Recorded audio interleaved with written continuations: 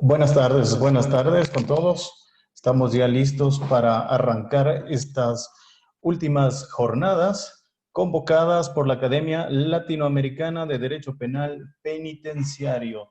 Tenemos hoy dos grandes exponentes, bueno, tres. Se ha sumado el doctor Nelson desde Venezuela, quien lamentablemente por circunstancias que todos conocemos desde Venezuela, pues tiene fallos de conectividad, etcétera, y que hoy nos honra también con su presencia. El doctor Jefferson Moreno también desde Perú nos acompaña para también compartir esta brillante ponencia y miembro también del prestigioso grupo académico latinoamericano. Así es que vamos a enviarles un cordial saludo a todos mis queridos amigos y doctores que ya se suman a esta transmisión en directo. Vamos a tratar de poner esta conexión en vivo en Facebook Live, a ver si no tenemos ningún inconveniente y lo hacemos.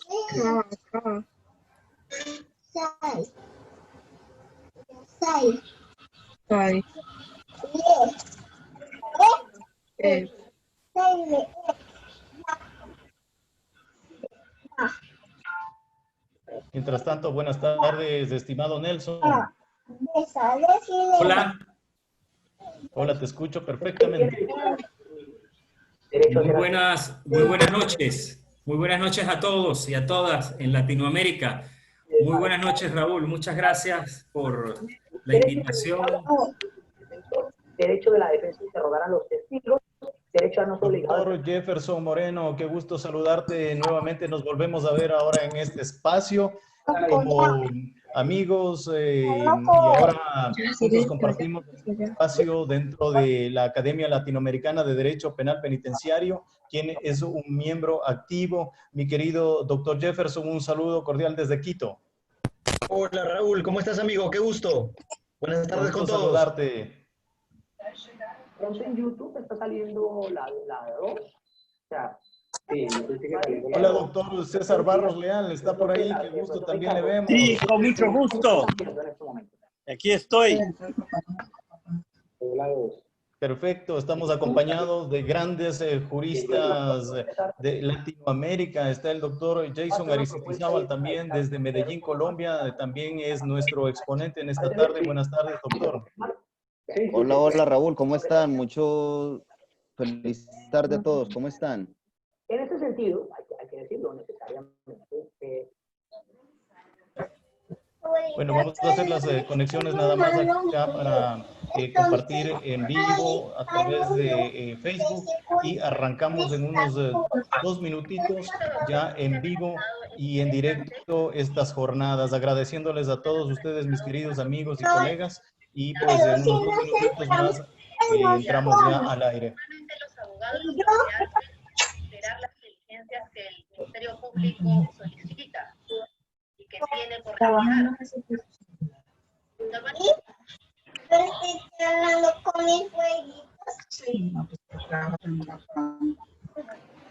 Bueno, pedirles también a los asistentes que van a acompañarnos en esta tarde, por favor, recordarles que los micrófonos están habilitados por los que pueden causar pues cualquier desconcentración a nuestros queridos y distinguidos panelistas. Les ruego que inhabiliten sus micrófonos, por favor. Ya nos estamos conectando acá a Facebook, entonces esperemos unos 2 minutitos y entramos ya con las ponencias y la presentación respectiva. ¿Cómo está todo en Brasil, doctor César? Todo está perfecto y con mucho gusto aquí estoy para escuchar a nuestros colegas de la academia. Y enhorabuena para usted, quien es el gran organizador de todo eso. No, y ustedes, a Jefferson, a Jason, a Nelson y a usted, César, un gran maestro del quien nosotros tenemos que aprender mucho y seguir sus pasos. Gracias, mi amigo, por tus amables palabras. Bueno, vamos ya a conectar esto inmediatamente.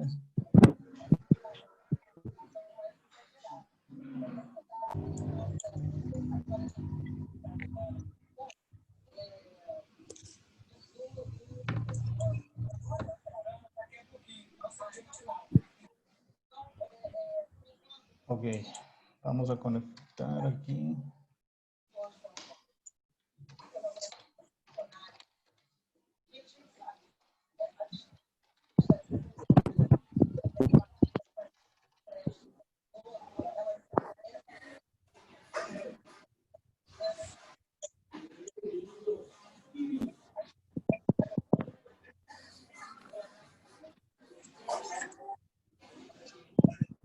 Listo, creo que estamos listos ya para dar inicio a esta tercera y última jornada internacional de Derecho Penal Penitenciario. Me disculpan si yo tengo un retorno acá que me hace un poquito de ruido y me molesta acá.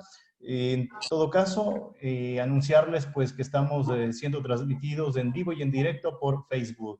Bueno, yo voy a dar de esta manera el inicio a estas últimas jornadas organizadas por la Academia. La Academia Latinoamericana de Derecho Penal Penitenciario, con sede en la ciudad de Quito, les da la más cordial bienvenida a este tercer y último día de jornadas internacionales de derecho penitenciario, en las que se abordarán cuestiones penales y penitenciarias carcelarias que atañen no solo al mundo académico, sino a la comunidad y sociedad toda. Hoy contaremos con 3 panelistas de lujo, miembros actuales de la Academia Latinoamericana de Derecho Penal Penitenciario, y que pues ahora se suma el profesor Nelson Garrido desde Venezuela, que estuvo programado para el día lunes, pero por circunstancias que todos conocemos de conectividad, electricidad, pues no ha sido posible contar con él los días anteriores a estas jornadas. Pero en todo caso, bienvenido, doctor Nelson Garrido, de nuestro hermano país de Venezuela. Es un gusto también tenerlo acá. Contaremos, pues, como señalaba, con expertos académicos y conocedores en el tratamiento penal y penitenciario, quienes desde Bolivia, Perú, Colombia, Venezuela, hoy lamentablemente no nos acompaña el doctor Jerry Rojas por situaciones personales. En este orden, bueno, el profesor peruano, el profesor colombiano y Nelson de Venezuela compartirán con nosotros sus ponencias. En ese orden, el derecho penitenciario y hacinamiento carcelario en medio de la crisis sanitaria que estaba programado para el doctor Jerry Rojas de Bolivia. Entonces, en su lugar empezará el doctor Jefferson Moreno. Acá un poquito estamos traspapelados con el deshacinamiento en el Perú. Luego el doctor Jason Aristizábal hará pues uso de la palabra con su tema el defensor público penitenciario, una necesidad en Colombia. Pues recordarles pues a finalmente con el doctor Nelson Garrido de Venezuela, quien abordará el tema de la prisionización de los adolescentes. Y recordarles pues a nuestros distinguidos panelistas que tendremos 30 minutos para presentar las ponencias y al final una ronda de preguntas y respuestas con las que concluiremos estas jornadas internacionales. Y lo propio, una vez más, recordarles pues a nuestros amigos y amigas asistentes que nos han honrado también con su presencia, pedirles pues que inhabiliten los micrófonos a efecto de que no causen pues ninguna molestia o desconcentren a nuestros distinguidos panelistas, asimismo a los contertulios. En ese sentido, pues yo quiero dar la más cordial bienvenida al profesor, amigo, querido, ahora miembro activo de este espacio académico, el doctor Jefferson Moreno. Nos acompaña desde nuestro país hermano Perú. Él va a abordar el tema del deshacinamiento en el Perú. Jefferson Moreno es abogado por la Universidad San Martín de Porres, tiene una maestría en Ciencias Penales en la Universidad de San Martín de Porres, estudios de maestría en Sistema Acusatorio en la Universidad de Medellín, Colombia. También tiene estudios de especialización en litigación oral en la Universidad de California, docente en pregrado y posgrado, conferencista internacional, ahora miembro activo de la Academia Latinoamericana de Derecho Penal Penitenciaria y, digamos, uno de los más grandes influencers en Perú. Doctor Jefferson Moreno, qué gusto tenerte acá. Bienvenido, tiene la palabra. Buenas tardes con todos, estimado Raúl, muchísimas gracias. Es un gusto de verdad compartir con todos a nivel internacional un tema que no es exclusivo, ¿no? Lastimosamente. O sea, creo que si algo vamos a decir casi todos los ponentes, si es que no me equivoco, es que tenemos un problema de hacinamiento penitenciario en nuestros países. O sea, eso es algo que no va a faltar aquí. Ahí eso no está en discusión siquiera. Al extremo de que no necesitaríamos una base legal para decir que eso no hay que probarlo, que termina siendo un hecho público y un hecho notorio. Ya ni siquiera tendría que ser objeto de prueba en un proceso de variación, de cese de prisión. Como ese es un tema común que hemos tenido no por la pandemia, sino que tenemos desde hace muchísimos años, y eso es innegable, de la mano ha venido, el día de hoy, de la mano ha venido el problema de la pandemia y nos ha llevado a analizar, algo tenemos que hacer, o sea, aquello que no hemos hecho en 20 años, a ver si lo hacemos en un par de meses, deshacinar todos los penales que tenemos. Y hay que buscarle una solución inmediata, directa, ahorita. Y en todos los países me parece, yo me quiero concentrar en el Perú, pero me parece que es una política común. Todos los abogados, solo abogados defensores, creo, hemos empezado a reclamar. Porque en el caso del representante fiscal, bueno, diferenciando en los países, en el caso del titular de la acción penal, hasta más prisiones se están pidiendo en estos tiempos. O sea, si antes se pedían prisiones, hoy se piden más prisiones. Preventivas, claro. Entonces, hay un grupo de abogados, creo que somos parte de ellos, ojalá no me equivoque, pero que hemos empezado a pedir, por favor, deshacinen los penales. Y el tema era, ¿cómo hacemos para deshacinar los penales en estos tiempos de pandemia? Aquello que no hemos hecho en 20 años, ¿cómo lo hacemos en 2 meses? El primer mecanismo que hemos encontrado en el Perú, y miren qué difícil ha sido, ¿ah? Lo primero que hemos encontrado en el Perú es nuestro Código Procesal Penal vigente. Y muchos abogados decíamos, jueces, como decía el doctor Zaffaroni, la hora de los jueces ha llegado, entonces decíamos, jueces, por favor, apliquen la ley y revisen ustedes solitos, sin que nadie se los pida, las prisiones preventivas que tienen a su cargo. Eso fue lo primero que hicimos en el Perú. ¿Y cuál fue el problema? Que el juez peruano en más de una oportunidad y en más de un caso, con contadísimas excepciones, faltarían los dedos de la mano, de una mano, en contadas oportunidades decían, sí, lo voy a hacer. Sí, yo voy a revisar de oficio la prisión preventiva. Pero en la mayoría de casos, en casi todos los casos, los señores jueces decían, no podemos hacerlo de oficio. Alguien tiene que pedirlo, porque las medidas de coerción responden al principio rogatorio. Alguien tiene que venir y decirme varía la prisión. Esa fue nuestra primera discusión, imagínense. O sea, terminamos amarrados a un concepto legalista para poder variar las prisiones preventivas y por lo tanto deshacinar los penales. Entonces los jueces decían, nosotros no podemos porque la ley no nos ayuda. La ley expresamente no nos dice que podemos variar de oficio y ese era un problema.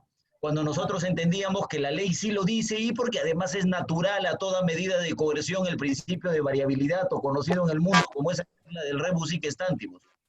Entonces, como era natural que tenían que variar, no quisieron hacerlo. Como no se quiso hacer, entonces empezamos a reclamar ley.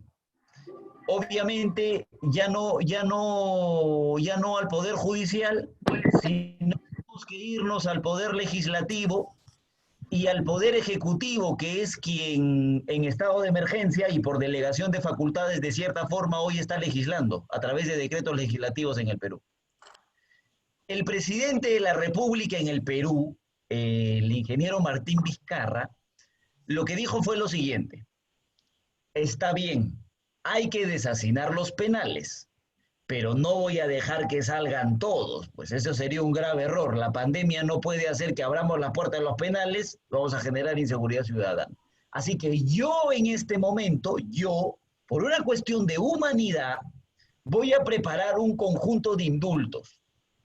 Y nos estuvieron paseando como 3 semanas, más o menos 2 semanas, para que puedan sacar ese grupo de indultos. Sacaron hasta el día de hoy 19 indultos. Entonces, obviamente, regresamos al ataque y dijimos, oye, eso no soluciona, pero ni el 0.0001% del problema del hacinamiento. Entonces, algo diferente tienen que hacer.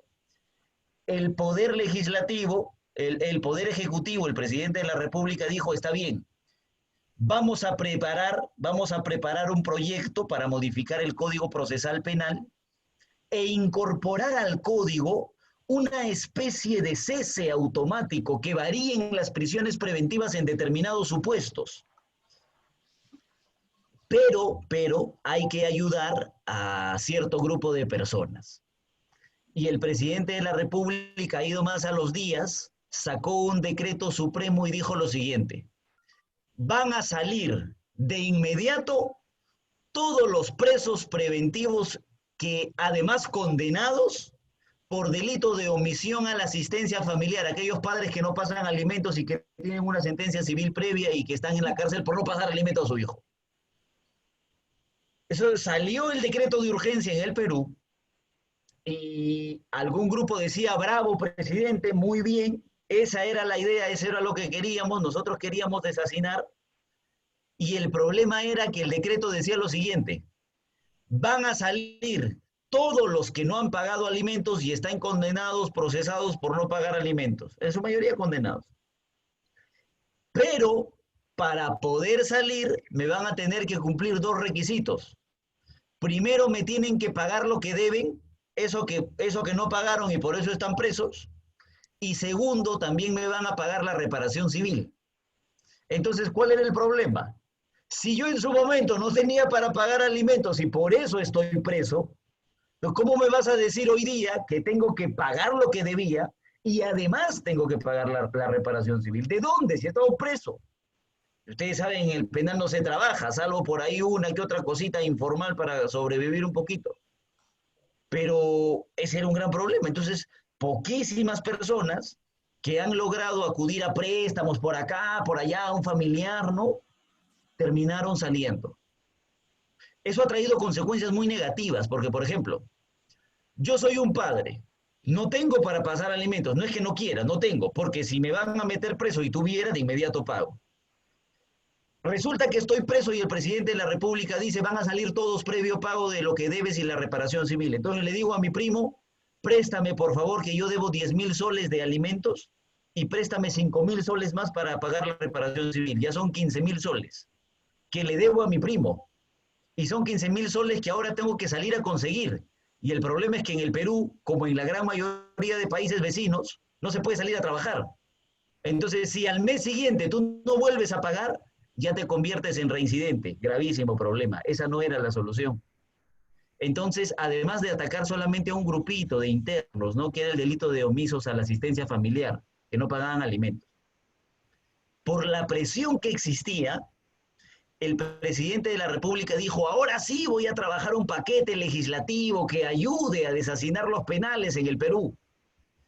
Y pasaron 1 semana, 2 semanas, si mal no recuerdo, y el presidente salió en un mensaje a la nación y dijo, ya no lo vamos a hacer nosotros, le vamos a presentar un proyecto al Congreso para que el Congreso emita una modificación al Código Procesal Penal e incorpore la palabra COVID-19 como una causal para cese, para variar las prisiones preventivas. Entonces presentaron el proyecto al Congreso. En pocas palabras, en palabras muy sencillas, le tiraron la pelota, se lavaron las manos y le lanzaron toda la sociedad al Congreso.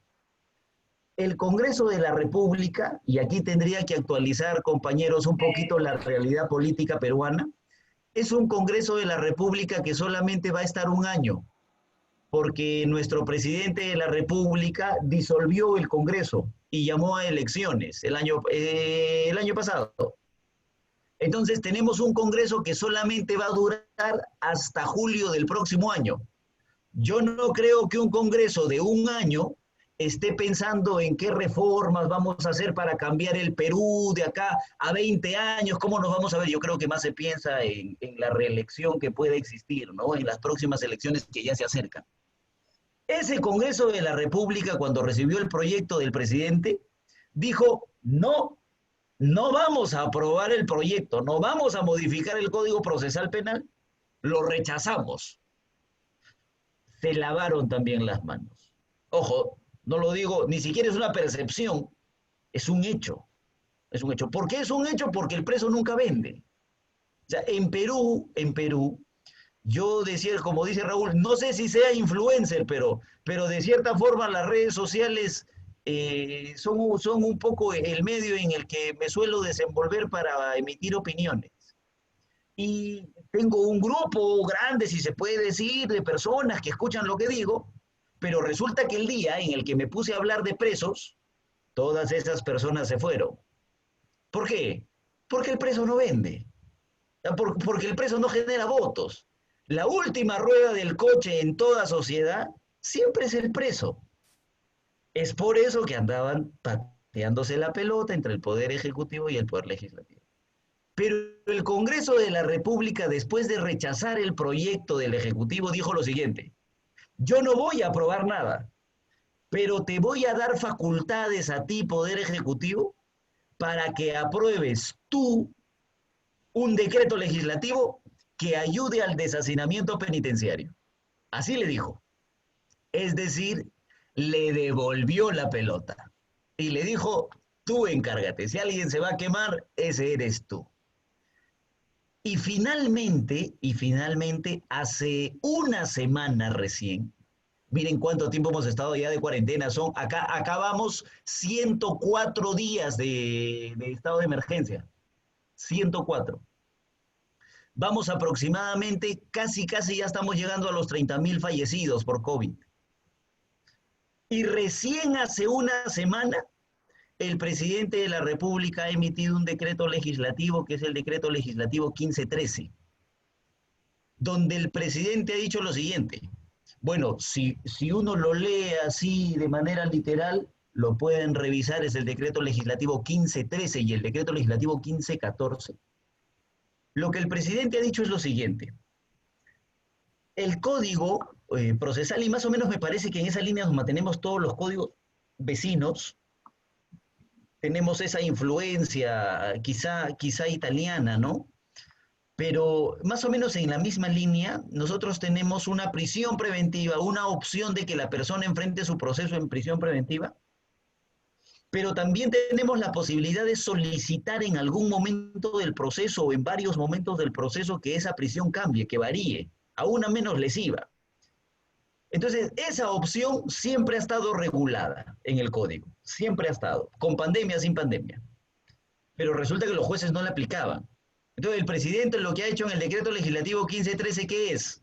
Establecer que el juez, gracias a esa característica de las prisiones preventivas o de las medidas de coerción, que es la variación de las medidas, pueda hacerlo cuando se lo pidan.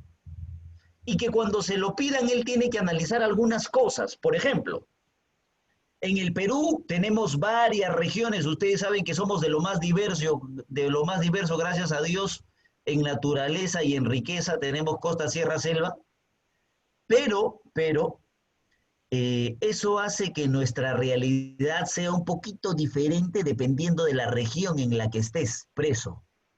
No es lo mismo estar preso en el penal de Lima, de Ancón 1, de San Juan del Lurigancho, de Castro, los más conocidos, que estar preso, por ejemplo, en un penal de Huaraz, que es una provincia. Entonces, lo que el decreto legislativo dice, tú tienes que analizar en qué penal está preso el interno. Y dependiendo de cómo está preso, cuáles son sus condiciones carcelarias, ese puede ser un motivo. Otra, dice, tú tienes que analizar si es que el preso es una persona en situación de vulnerabilidad frente al COVID. Cuando tú le das prisión preventiva a una persona que tiene asma sin pandemia, antes de la pandemia, se supone que esa persona puede sobrevivir en el penal sin ningún problema, porque ser asmático es controlable en todo caso. Te dan tu pastillita, por ahí un tratamiento, te atiende la enfermera del penal, que es la única para atender a 5.000 internos, no hay problema, pero te controla. ¿Cuál es el problema? Que con pandemia las cosas cambian. A un asmático le da COVID y se muere. Entonces, lo que ha dicho el decreto legislativo es, analicen si es que la persona tiene una enfermedad, una comorbilidad que lo pone en una situación grave de vulnerabilidad frente al COVID. Una persona hipertensa, por ejemplo. Y si yo, Jefferson Moreno, Dios quiera, espero, estoy sano. Si a mi lado está una persona con hipertensión, con diabetes, con asma, ¿quién es más probable que se contagie? ¿Jefferson Moreno o esa persona? Esa persona, el diabético, el asmático, el hipertenso. Y si es que nos contagiásemos los dos, ¿quién es más probable que se muera? ¿Jefferson Moreno o esa otra persona? Disculpen ustedes la frialdad, pero es que hay que tratar así el tema. La otra persona. ¿Por qué? Porque ese estado la pone en una situación de vulnerabilidad. Entonces el juez dice, analicen esa situación. Ha salido el decreto legislativo con esa opción de que nosotros como abogados, porque además soy abogado litigante, defensor, podamos acudir a los jueces y les digamos, tengo una persona con asma, sácalo de la prisión. Ojo, estoy hablando de los procesados, no de los condenados. Tengo una persona mayor de 65 años que se supone también está en una situación de vulnerabilidad frente al COVID. Entonces, sácalos, analízalos de una vez. Y es lo que ha estado pasando. Es lo que ha estado pasando mucho en el Perú. Algo que también tenemos en común, lastimosamente, nacido en Brasil, dicho sea de paso, es el caso Lava Jato, por ejemplo. Y el caso Lava Jato ha afectado a casi toda Sudamérica. Claro, solo a nosotros, ¿no? Y el trato se supone se hace con el gobierno americano. Pero bueno, la cosa es que, por ejemplo, yo como abogado defensor en uno de los casos derivados del caso Lava Jato, le llamamos caso Lava Jato peruano, ¿qué es lo que hemos analizado? Personas que se supone han cometido delitos gravísimos, expresidentes de la República, exfuncionarios, exministros, gobernadores regionales, hoy han obtenido su libertad porque son diabéticos, porque son hipertensos, etcétera, etcétera. Gracias a ese análisis que se está haciendo. Está ayudando un poquito, por supuesto. En paralelo a ese pedido que puede hacer cualquiera de las partes, también está, por ejemplo, la obligación de los jueces, y así lo dice el decreto legislativo recién calientito, la obligación de los jueces de revisar cuántos presos tienen a su cargo. Porque si algo ha quedado claro es que el juez es el garante de la libertad de ese ciudadano desde que lo mete preso. Caso Neira Alegría contra Perú, por ejemplo, de la Corte Interamericana de Derechos Humanos. El Estado es garante de los derechos de ese interno. Si tú lo vas a privar de su libertad, tú te encargas de su libertad, de su salud, de su seguridad, de su comidita, todo le tienes que dar. Entonces, el juez está en la obligación, ha dicho el decreto legislativo, de variar de oficio cuando corresponda. Y tercero, y esto es lo más bonito, no sé si es que se ha replicado en algún otro lugar o si es que más bien nosotros nos hemos copiado de algún país vecino hermano, el decreto legislativo este último dice que van a cesar de manera automática, así, obligatoria, una lista de delitos. Si tú estás procesado, no condenado, por ciertos delitos, te vas para tu casa. Los otros delitos se quedan en el establecimiento penitenciario. Esa es una figura interesante porque se supone que esos delitos que son parte de esa lista donde el juez puede cesar masivamente, va a sacar una resolución masiva donde dice, ordeno la excarcelación de 20, de 30, de 40. ¿Cuál es el único requisito? Estar inmerso en uno de esos delitos, nada más, y no ser condenado, claro. Si tú estás en uno de esos delitos, te vas para tu casa. ¿Qué es lo que está pasando en el Perú? Que tenemos muchos problemas, o sea, Les he contado que hemos tenido muchos problemas al inicio, hemos reclamado, hemos luchado, han tenido un peloteo de la ley aquí, la ley allá, no voy a indultar, terminaron sin indultar, y hemos llegado al decreto legislativo 1513 y 1514, que es el actual, así estamos al día de hoy, al 26 de junio del 2020, y aún emitido ese decreto legislativo seguimos teniendo problemas. ¿Cuál es el primer problema? Que los jueces no están haciendo caso al decreto legislativo 1513. No hemos desasinado de manera masiva, por ejemplo, en el Perú, y seguimos esperando. Y el problema es que mientras seguimos esperando, la gente se sigue muriendo. Por ejemplo, yo le contaba a Raúl el otro día que conversábamos, yo tengo un cliente, un defendido mío, a mí no me van a contar, yo lo he vivido, que tiene COVID y está en el establecimiento penitenciario. Y yo he solicitado una variación de la medida en marzo del 2020. Marzo, estamos junio. Hasta el día de hoy no se resuelve la situación.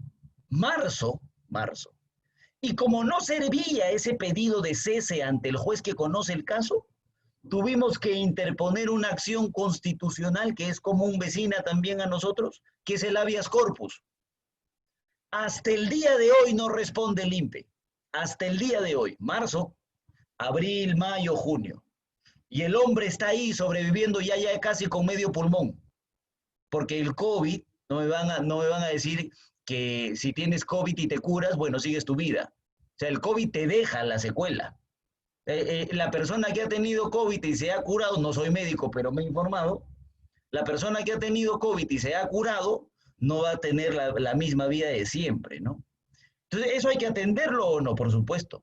Como no se programa la audiencia para variar su prisión, como el habeas corpus no funciona, ¿qué hemos hecho? Nos hemos ido a la puerta del penal, tengo fotos. Nos hemos ido a la puerta del penal y hemos llevado nuestro propio médico, hemos llevado nuestro neumólogo, respetando todo protocolo posible, todo, hasta extremando medidas. Y no nos han dejado entrar. ¿Por qué? Porque a ese hombre nadie lo quiere ver, nadie lo puede ver, porque si alguien lo logra ver y un médico dice ese hombre se está muriendo adentro, esa es una grave noticia para el establecimiento penitenciario y que de seguro sería bomba y noticia y por lo tanto no está permitido ingresar a los penales. A eso se ha sumado otro problema de corrupción. La corrupción no nos abandona, lastimosamente, pese a todo lo que hemos sufrido y todo lo que hemos vivido, no nos deja, en el Perú sobre todo, ¿no? No nos deja. ¿Qué es lo que está pasando? Que como no dejan ingresar médicos externos, solo están trabajando los médicos internos, los que trabajan en el INPE. Primer problema. Como nunca nos hemos preocupado por los penales, los médicos que trabajan en el INPE, para empezar, no son especialistas. Ese es el primer problema. Resulta que una enfermera era jefa de los médicos de los establecimientos penitenciarios. Recién nos dimos cuenta, ahora con la pandemia. Y sumado a ese problema de falta de especialidad, resulta que aquellos internos que han estado saliendo en algunos casos, gracias a que acreditaban tener una situación médica vulnerable como asma, hipertensión, insuficiencia renal, diabetes, etcétera, resulta que han capturado al médico recibiendo plata para emitir certificados médicos falsos. ¿Eso qué ha hecho? Que ya casi ningún juez te crea cuando le dices estoy mal porque me lo dice el médico del penal. Entonces, ¿qué tienes que hacer? Tienes que tener tu informe del médico del penal, tienes que contratar un médico externo, tienes que llevarlo y pelear para que te deje ingresar, tienes que buscar la información médica esa que nadie guarda y obtenerla de alguna forma para solicitar un cese. Y aún así, puede ser que no te varíen la medida de prisión. Entonces tenemos un gravísimo problema en el Perú, por supuesto, de hacinamiento, que viene desde hace muchísimos años. ¿Hemos intentado solucionarlo en un par de meses? Sí. ¿Nos ha funcionado? No. ¿Al día de hoy tenemos algún mecanismo? Sí, tenemos 3.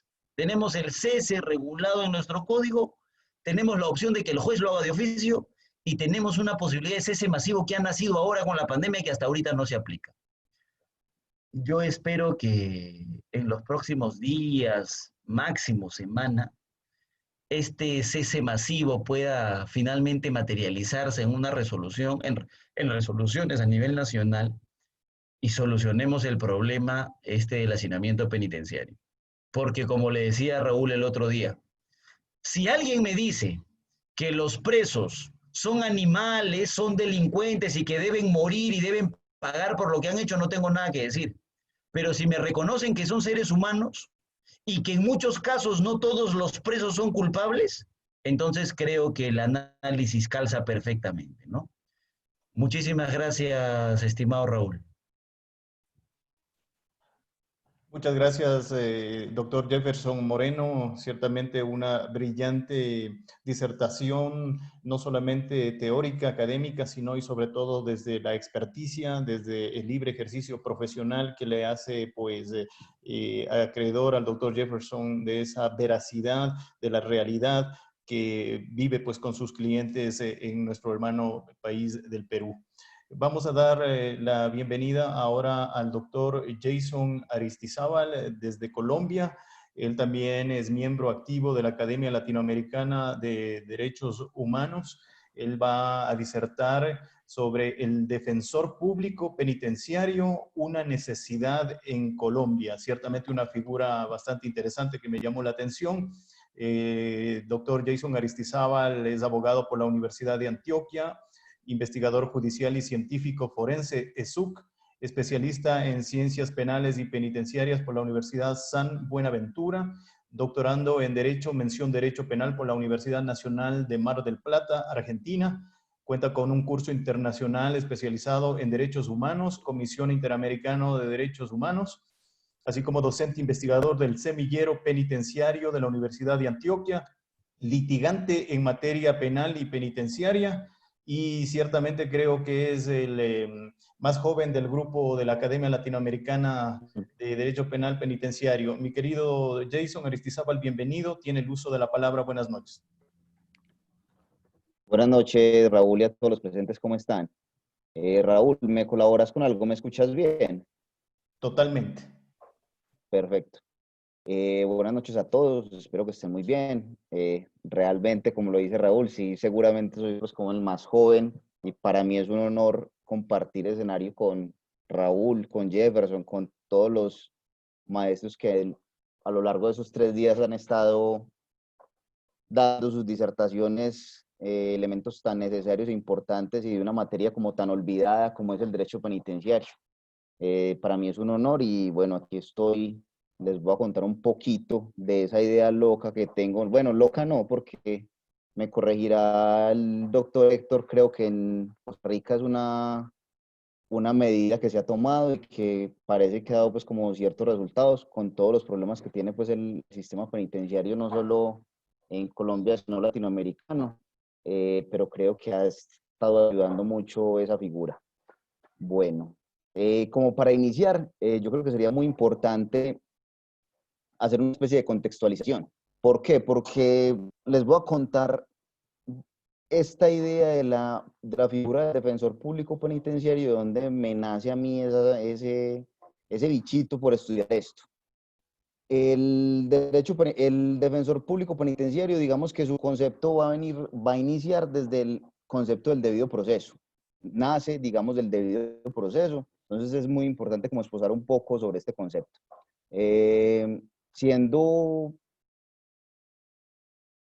es una garantía en Colombia constitucional, que constituye un conjunto de derechos contemplados en el ordenamiento jurídico, que tiene como fin proteger al individuo y, como lo plantea el maestro Ferrajoli, proteger al ciudadano que se encuentre inmerso en una actuación de índole judicial o administrativa, para que durante el trámite se le respeten todos sus derechos y se logre una aplicación correcta de lo que es la justicia.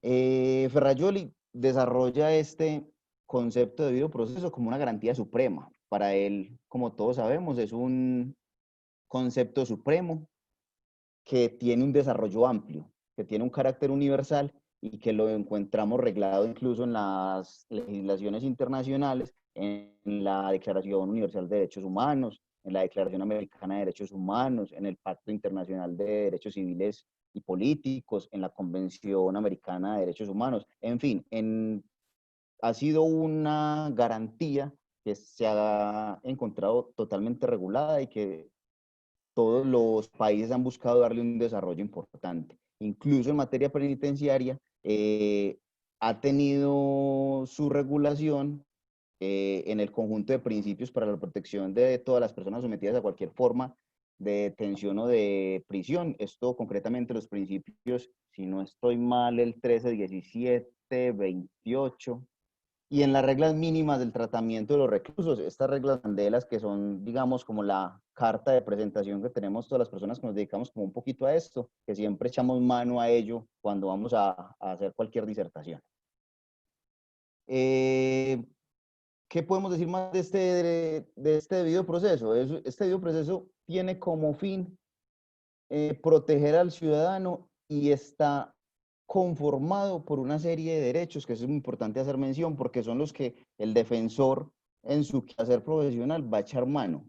Estos son derechos como el derecho a ser informado sobre los derechos y formas para ejercerlos, el derecho a ser juzgado sin dilaciones injustificadas, el derecho al respeto a la independencia judicial, el derecho al cumplimiento de los términos procesales y el que va directamente relacionado con el tema que estoy hoy tratando de esbozar, el derecho a designar un abogado defensor. Y obviamente, como pasa en todas las legislaciones en Latinoamérica, si no tenés los recursos para ello, el Estado debe ser el llamado a otorgártelo, ¿cierto?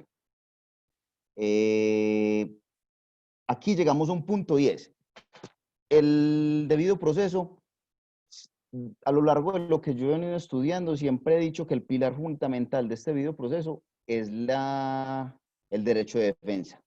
Para mí, humildemente, un debido proceso sin una herramienta como el derecho de defensa, digamos que se va a quedar en nada, va a ser más, se va a convertir el proceso jurídico en algo como un ritual simplemente sancionatorio. Entonces quiero esbozar un poquito sobre el tema del derecho de defensa para que vayamos siguiendo el discurso. Como les venía contando, entonces el debido proceso está conformado por varios derechos. Para mí el más importante es este derecho de defensa. Y este derecho de defensa no es más que la oportunidad que se le otorga a cualquier persona para manifestar sus razones y argumentos, de ser parte de un debate probatorio, facultándolo para objetar, contradecir y controvertir las pruebas allegadas en su contra, así como solicitar y pedir que sean evaluadas las pruebas que éste considere que son beneficiosas para sí y ejercer los recursos de ley que llamamos nosotros los abogados, ¿cierto? El derecho de defensa con plenas garantías es algo que tiene que estar siempre en el debido proceso, es indispensable, pues como les decía anteriormente, va a nutrir al proceso de forma tal que no sea una parodia sancionatoria, sino que sea realmente un proceso en el cual se le otorguen tanto a la parte acusatoria como a la parte que se está defendiendo la oportunidad, valga la redundancia, de ejercer su derecho de defensa. Para que este derecho de defensa tenga una operatividad objetiva, siempre va a ser necesario que esté nutrido de otros derechos, ¿cierto? Va a necesitar que toda persona, incluidas las que están privadas de la libertad, sean informadas sin dilación injustificada de la acusación que se surta en su contra. Esto va a ser muy importante en un momento. También va a necesitar que el derecho que tiene toda persona que se encuentra siendo investigada por una autoridad judicial o administrativa tenga la posibilidad y el tiempo y los medios necesarios para preparar su defensa y comunicarse con el defensor de su elección o el público, en este caso, que le ponga el Estado. También necesita estar dotado del derecho de defensa técnica y que el defensor pueda comunicarse con la persona en las condiciones que en unas condiciones que se garantice la confidencialidad de las comunicaciones y que se salvaguarde obviamente el derecho profesional. También el derecho a estar presente durante el proceso y actuar por medio de su defensa técnica utilizando los medios disponibles. y si es el caso, considerar actuaciones injustas contrarias al derecho, impugnar estas, ¿cierto? Ya entrándonos, digamos, luego de esbozar un poquito lo que es el debido proceso y cómo el debido proceso me lleva a mí al derecho de defensa, y este derecho de defensa es el que hace nacer la figura del defensor, les voy a contar un poquito sobre el Código Penitenciario y Carcelario en Colombia. ¿Por qué vamos a hablar de ello? Porque básicamente el Código Penitenciario y Carcelario en Colombia es una herramienta que buscó operativizar todas las relaciones que se surten durante la privación de libertad, pero en el tema de defensa para las personas privadas de libertad no dice nada. Por allá hay un articulito que es el 117 que regla la obligación de garantizar el debido proceso en las sanciones administrativas. Óigase bien, no habla sino de temas administrativos. Y más adelante por allá un articulito que es el 134 hace un desarrollo, digamos, llamémoslo normativo de este debido proceso, pero se queda en pañales. En este punto es importante dejar claro que a lo largo de todo el Código Penitenciario y Carcelario colombiano, ningún artículo menciona expresamente el derecho de defensa. Jamás se menciona derecho de defensa como tal, solamente se esboza, como les dije, el debido proceso. Simplemente se hace una mención de que las personas privadas de libertad pueden interponer un recurso de reposición cuando no están de acuerdo con una sanción impuesta. Esta sanción es impuesta por el director del establecimiento o el consejo de disciplina, pero no dejó nunca el código expreso el derecho de contar con una defensa técnica, ni los términos para ejercer dicha defensa técnica. Lo cual va en contravía a toda esta normativa internacional. En Colombia contamos con un régimen disciplinario para el tema de la privación de libertad, dejando claro que el Código Penitenciario y Carcelario lo que no hizo mención al derecho de defensa, llegó un régimen disciplinario que es de menor jerarquía que este Código Penitenciario, y menciona unas cuantas cositas sobre el derecho de defensa. Este sí por lo menos hizo una mención, estableciendo el derecho de defensa en los artículos 11 y 41, al mencionar que las personas privadas de la libertad podrán ser oídas en descargos y podrán solicitar pruebas, pero se limita a solo eso. Podrán escucharlas, o sea, voy a tener la posibilidad, yo privado de la libertad, de pararme frente al director del establecimiento y decir, ve, yo la situación por la cual vos me estás imponiendo una sanción, no estoy de acuerdo porque yo no lo hice, ese día no estaba allá, pero la decisión finalmente la va a tomar el director, entonces esto se va a quedar pues como en un tema simplemente en papel, ¿cierto? Nunca se dejó, pero nunca se dejó claro en este articulado del reglamento disciplinario, ni en el resto del articulado del Código Penitenciario, el derecho a contar con una defensa técnica en esa situación de descargos. Es decir, la persona privada de libertad tiene la posibilidad de defenderse en esa, llamémoslo, mini audiencia antes de que le impongan una sanción, pero no le establecieron la posibilidad siquiera de que tenga la persona letrada en leyes sentada al lado diciendo, ve, es que según el artículo tal de tal regulación, este señor no tiene por qué estar inmerso en este proceso disciplinario. No se hace mención a ello y es una cosa muy importante que tenemos que tener en cuenta para el desarrollo de este tema. Tampoco se establecieron ni siquiera términos para ejercer esta defensa. En la práctica funciona que le van notificando que tiene un proceso abierto por una sanción, a los 2 días tiene una sanción impuesta. Nunca pudo defenderse y tiene una sanción, y eso va a repercutir en un poco de cosas que les voy a explicar más adelante.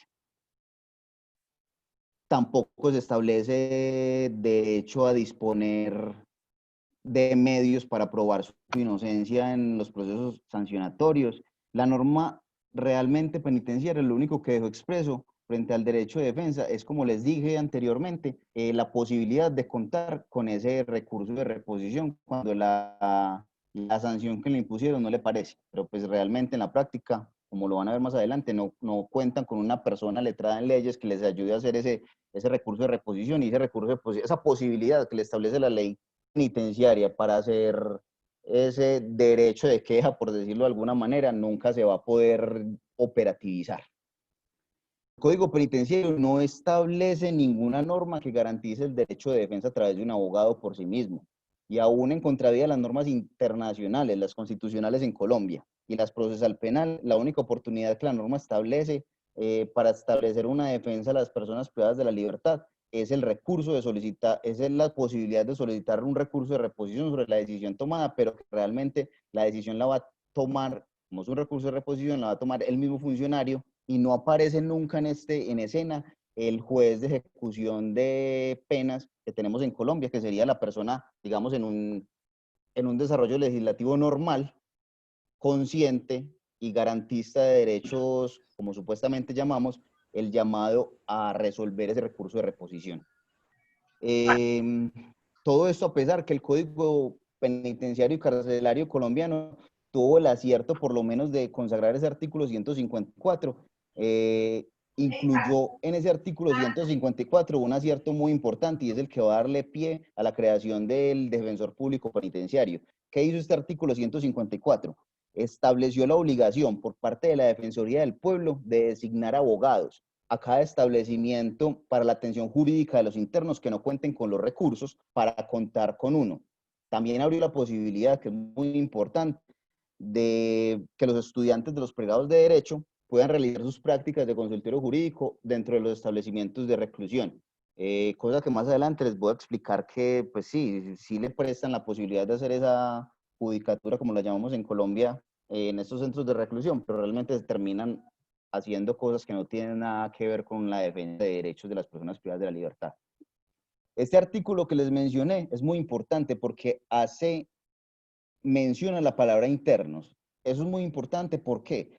Porque se puede afirmar que el trabajo de los defensores no va a terminar en las personas detenidas preventivamente, sino que al hablar de la palabra internos, jurídicamente también está poniendo en el mismo paquete a los condenados. Entonces podría llegar a pensarse que los defensores pueden actuar en el proceso disciplinario que se surta en contra de las personas privadas de la libertad en la medida en que la ley habla de una atención jurídica. Pero la realidad lo que nos ha mostrado es que no es más que una construcción legal que buscaba seguir los estándares constitucionales e internacionales, pues operativamente es poco o nada lo que están haciendo los escasos defensores cuando los asigna la Defensoría Pública. Y en el caso de los estudiantes de Derecho, como les contaba, bien se les permite iniciar sus prácticas dentro de los establecimientos de reclusión, no están cumpliendo labores como defensores. Y lo único que están haciendo son actividades de índole administrativo en favor del IMPEC. El IMPEC en Colombia, para los que son del extranjero, es la entidad que se encarga de todo el tema de la privación de libertad. Son los funcionarios que se encargan de la privación de libertad. Entonces, estos estudiantes de Derecho ingresan a hacer su práctica dentro del IMPEC. Me imagino, pues porque yo soy el más joven y pasé hace poquitico por la facultad, uno llega muy esperanzado en que va a hacer unas prácticas muy bacanas, muy chéveres, que va a aprender mucho, va a ayudar a las personas y se va a encontrar con la realidad que el IMPEC lo ponen a hacer documentos de índole administrativo y nunca vas a ejercer realmente lo que fuiste con la intención de hacer. A esto se le suma también que no existe, que casi en ninguna facultad de Derecho en Colombia existen cursos que desarrollen temas de privación de libertad, por lo cual los estudiantes de Derecho e incluso los abogados carecen de una formación que los haga técnicamente idóneos para la labor de defensores penitenciarios. Es una realidad no solamente en Colombia, sino en Latinoamérica, que el tema de la privación de libertad se ha devuelto como la niña fea del baile, ¿cierto? Entonces, los cursos que les van dando las personas y todo lo que vamos viendo nunca nos van mostrando realmente y nutriendo de herramientas necesarias para defender personas en la privación de la libertad, sino que tenemos como la mala costumbre de pensar que el ejercicio de la acción penal se acaba con una sentencia condenatoria y ya metemos a la persona como basura a ese centro de reclusión y nos olvidamos de ella, que es una de las cosas que aprovecho y resalto de esta academia, que lo que busca es enaltecer la labor que gira en torno de la privación de la libertad y obviamente aportar nuestro granito de arena, pues como para estas personas privadas de la libertad tengan una privación de libertad por lo menos más digna. Bueno, como les venía contando, ya terminando ese aspecto, además de esa falencia de las facultades de derecho, tenemos que, aunque en Colombia existe una figura de ejecución de penas y medidas de seguridad, este realmente no tiene facultades para dirimir los conflictos. A lo sumo, logra dar fe de actos que realiza la administración penitenciaria, si es que la ley se lo permite. La intervención del juez de ejecución de penas ni siquiera es planteada como revisor de actos administrativos ejecutoriados, que son fallos disciplinarios penitenciarios, violando obviamente de paso el elemental derecho de acudir ante una jurisdicción para que se revisen los actos de la administración. Es aquí donde se hace muy importante para el Estado colombiano que contemos con una figura de un defensor público penitenciario. Antes de desarrollar un poquito esa idea de por qué es tan importante que se tenga esa figura, quisiera contarles un poquito sobre el origen de la figura del defensor público. Eso fue por allá en 1809, en Suecia. Se inició pues con el tema del defensor público, que era una persona que se encargaba de investigar las quejas y los abusos que cometían las autoridades, y de ahí desarrolló a esa figura. Actualmente Latinoamérica tiene en todas sus legislaciones una figura de defensoría pública, aunque en todos los países la llamamos diferente. Por ejemplo, en Argentina se le llama, si no estoy mal, defensor del pueblo de la nación. En Chile la Defensoría Penal Pública. En Costa Rica, me corregirá el doctor Héctor, es la Defensoría de los Habitantes, si no estoy mal, o así inició, no recuerdo bien. En España tenemos el Defensor del Pueblo, en Ecuador la Defensoría Pública, en Guatemala la Procuraduría de Derechos Humanos. Todas estas figuras en Latinoamérica nos hemos preocupado en tenerla más enfocada solamente a la persona cuando está durante el proceso penal. Es decir, durante el curso del proceso penal, protegiendo el derecho de defensa, tenemos siempre una garantizada la posibilidad de tener un defensor si no tenemos los recursos para ello, pero como ya les mencioné, para la etapa de ejecución de pena carecemos de esa figura.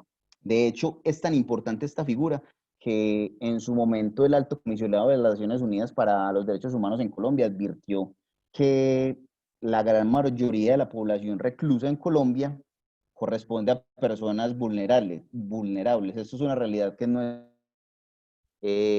me atrevería a decir que el 70% de la población penitenciaria en Latinoamérica toda corresponde a personas de escasos recursos y de un nivel cultural bajo, que es muy importante tenerlo en cuenta, sobre todo para este tema de la figura del defensor público, porque pues si bien podemos en nuestras legislaciones dotarlas de elementos para que exista una defensa por parte de las personas privadas de la libertad, cuando se les va a imponer sanciones o van a tener que solicitar beneficios penitenciarios, para hacer cosas tan simples como solicitar una cita médica o irse a una jurisdicción para que un juez obligue a que los atiendan. Ellos no cuentan con el nivel cultural para sentarse a hacer un documento de ese índole o ejercer una defensa contra una persona letrada.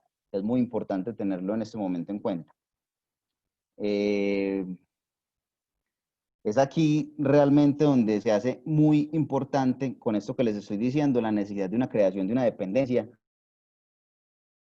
Colombia de la Defensoría del Pueblo. Como ya vimos, la legislación colombiana por allá mete un articulito que les dice sí, háganlo, pero operativamente, como les conté, en este momento no se está llevando a cabo, pero se hace fundamental que se operativice eso, porque esta se va a poder encargar de forma permanente de realizar labores de defensa penitenciaria, asistiendo a los privados de libertad en todos los aspectos jurídicos que se presenten, sobre todo en el tema de defensas penitenciarias y en la obtención de beneficios penales.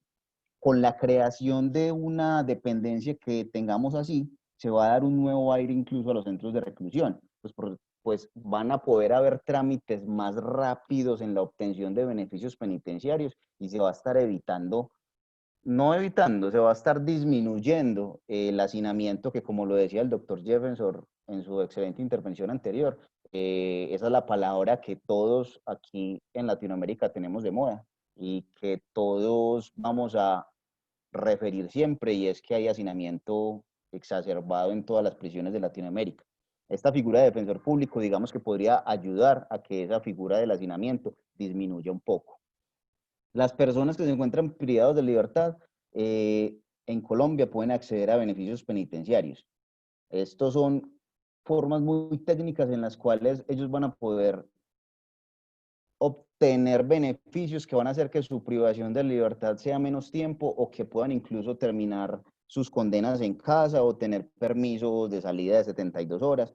Pero, repito, como no tenemos una figura de un defensor público y las personas en Colombia privadas de libertad carecen de recursos, nos encontramos con una realidad que si bien existen estos beneficios, las personas privadas de la libertad en la gran cantidad de los casos se quedan solas en su privación de libertad y no tienen a su lado una persona, un compañero que les ayude a tramitar esto. Incluso entre ellos se volvió muy popular en Colombia que en cada patio hay una persona que le dio por ponerse a leer el Código Penal y es el que les ayuda a tramitar todos sus beneficios a ellos y les colabora y ahí van como pueden, cogiendo un librito y entre ellos haciendo como análisis para tratar de hacer eso, porque lastimosamente el Estado colombiano los está dejando ya solos. La figura de este defensor público penitenciario va a lograr también dar solución a muchos problemas que tienen que ver con la dignidad de las personas privadas de la libertad, porque va a ayudar a disminuir, como les conté, esos niveles de hacinamiento y va a lograr garantizar unas garantías mínimas en cuanto a derecho de defensa y dignidad que le permita por lo menos tener una compañía para todos esos trámites que tiene que estar haciendo la persona privada de libertad. ¿Por qué? Porque es que las personas privadas de libertad se encuentran inmersos en un conjunto de problemas. Ellos, aunque la ley establece que los estamos privando solamente de la libertad, pues pareciera realmente que los privamos de un sinnúmero de derechos fundamentales, incluso derechos humanos, que es tan grave la situación que pareciera que a la larga las personas privadas de la libertad ni siquiera tuvieran derechos humanos, ¿cierto? Problemas de salud, de visitas, de alimentación y violaciones flagrantes de derechos humanos, que claro, como no hay una persona letrada por lo menos, o que por lo menos conozca un poquito de derecho, no tienen la posibilidad de buscar esa protección de los derechos. Hay que garantizarles a las personas privadas de la libertad la posibilidad de contar con una persona al lado que conozca de materia penitenciaria y les ayude, no solamente a tramitar todos esos aspectos que se relacionan con la vida en privación de libertad, sino cosas tan simples como el tema de los derechos humanos. Creando esa figura de la Defensoría Pública, se va a lograr también que las condenas sean más cortas, físicamente hablando, es decir, que puedan lograr terminar su privación de libertad en casa o incluso con condicionales, porque está sucediendo muchísimas veces en Colombia que personas que incluso ya cumplieron su condena, nunca tuvieron la oportunidad de solicitar esos beneficios y terminaron cumpliendo todo su condena de manera física. No se está logrando nunca un tema de ni siquiera la resocialización que tanto pregonamos. También es importante este defensor público porque nos va a ayudar a hacer efectivas todas estas garantías judiciales y administrativas que tiene la persona privada de la libertad. Aunque han existido normas que buscan darle operatividad a esta figura, o por lo menos a la figura del derecho de defensa, nos quedamos cortos con lo que tenemos. Realmente no hay una legislación que se preste para que haya un desarrollo importante de esta figura y de estos derechos que tienen las personas privadas de la libertad. Y es necesario realmente que se haga efectivo este derecho de defensa, que se otorguen las herramientas necesarias para cumplir con la finalidad del mismo. Contrario a lo que realmente ocurre en la privación de libertad en este momento. Las personas privadas de la libertad en ocasiones ven tan limitados sus derechos humanos que a la larga parecieran que no existieran, y aquí va a ser muy importante la figura del defensor público, porque yo estoy pensando que exista y planeo, y desde los ejemplos que podemos ver en países como Costa Rica y Chile y un poquito por allá en España, se logra ver que existan personas letradas en derecho penitenciario, ayuda muchísimo a que por lo menos estas personas que parecen invisibles tengan una posibilidad de por lo menos ser escuchados. Y es que es tanto que los derechos de las personas privadas de la libertad se ven tan reducidos que pareciera que la condena va más allá de la privación de libertad y se le terminan privando muchísimos derechos. Así las cosas, durante mi discurso creo que he tratado de dejar en evidencia que el derecho de defensa es un pilar fundamental, primero del derecho del debido proceso de las personas privadas de la libertad, y que su efectiva materialización realmente en Colombia se ve coartada por múltiples obstáculos, como lo son la normatividad que no es coherente con los estándares internacionales, la inexistencia de políticas claras en los centros de reclusión, la inexistencia de distinción, que es muy importante entre imputados y condenados, el nivel de seguridad de las cárceles y penitenciarías, sobre todo la falta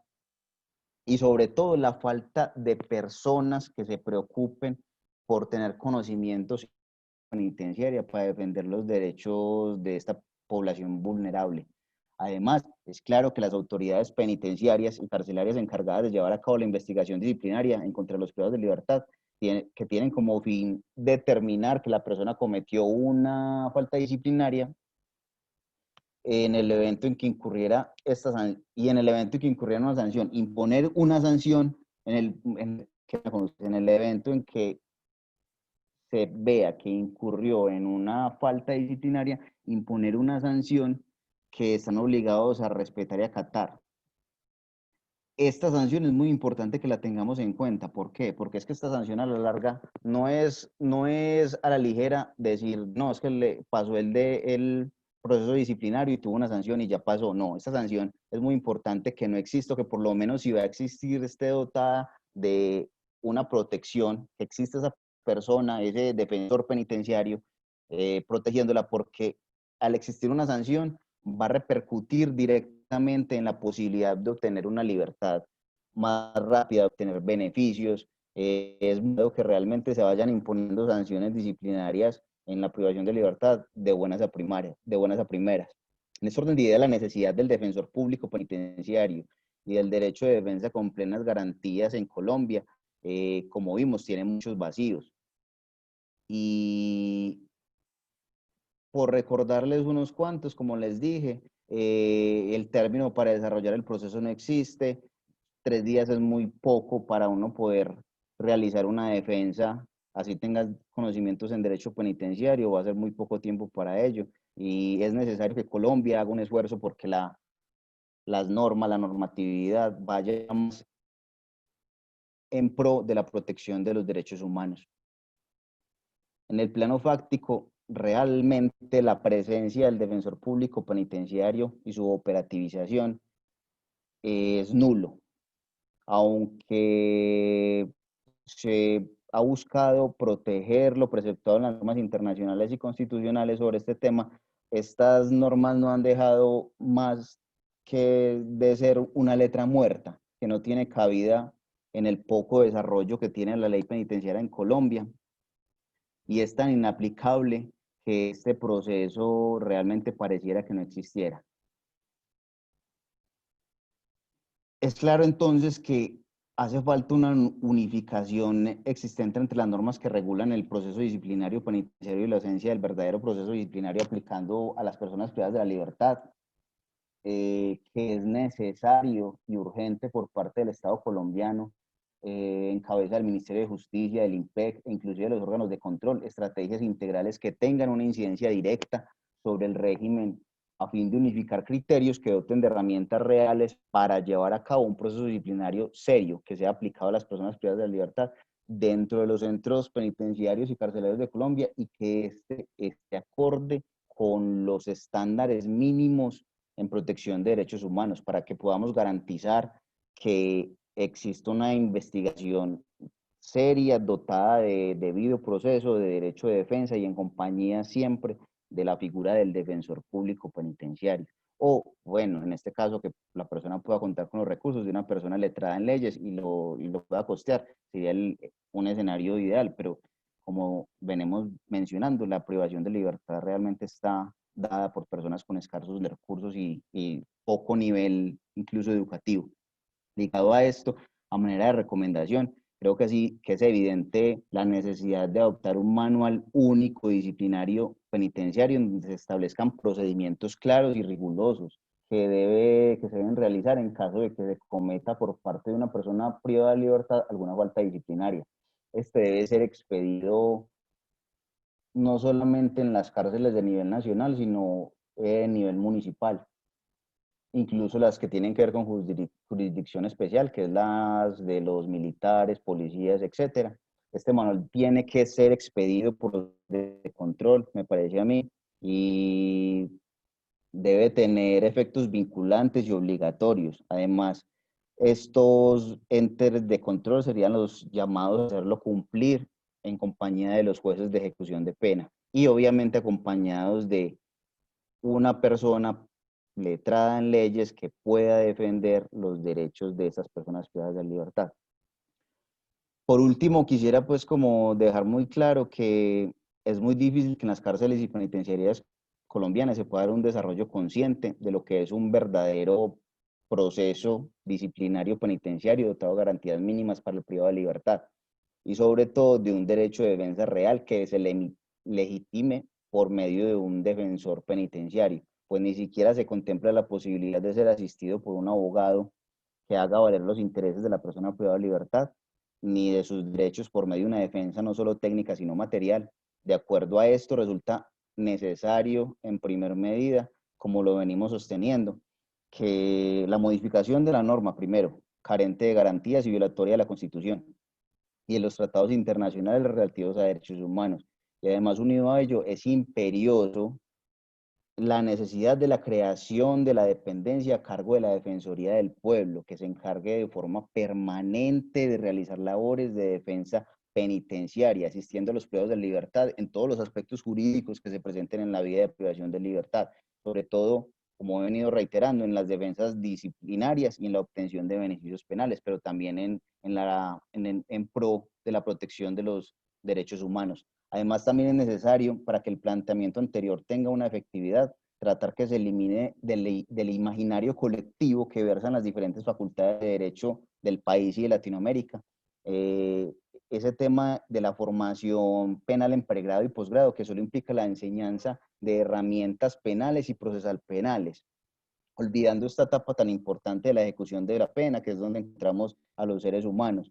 Tiene que implantarse en los estudiantes la idea de que el trabajo del abogado penalista no termina con la promulgación de la sentencia condenatoria y sus recursos de ley, dejando de lado una etapa tan importante como es esta de la ejecución de la pena, que hace parte del proceso penal en sentido amplio y la cual se hace más imperiosa la necesidad de un abogado penalista íntegro, que el abogado penalista no se quede solo en la dogmática y el derecho procesal penal, no, tiene que ser un abogado íntegro, que vele por los derechos de los privados de la libertad.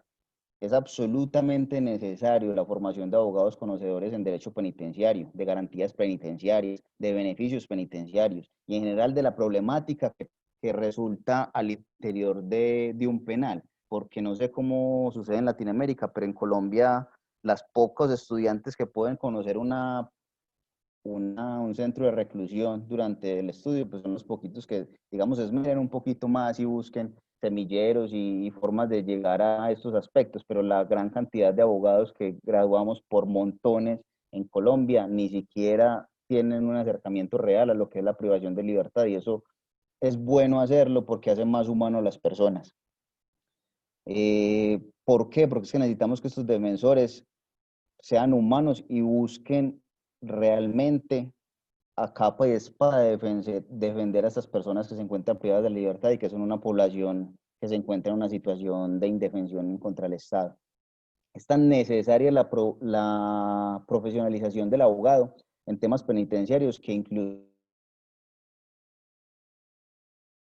muchas veces esa problemática, dejando claro que es necesario cambiar ese paradigma existente en torno a que al proceso disciplinario, dado que el resultado de el cual es una sanción disciplinaria, repercute en la privación de los derechos en el mundo penitenciario, al ya estar de alguna manera limitados, cobra mucha importancia. ¿Por qué? Como derechos como a tener visitas de sus familiares, o lo que es más grave aún, una sanción de tipo disciplinario afecta la percepción de los funcionarios a la hora de emitir un concepto sobre la conducta del interno, lo que afecta directamente la posibilidad de obtener los beneficios penitenciarios de libertad condicional, prisión domiciliaria, el permiso de 72 horas, la franquicia preparatoria, etcétera, todos estos elementos que la ley penal le establece.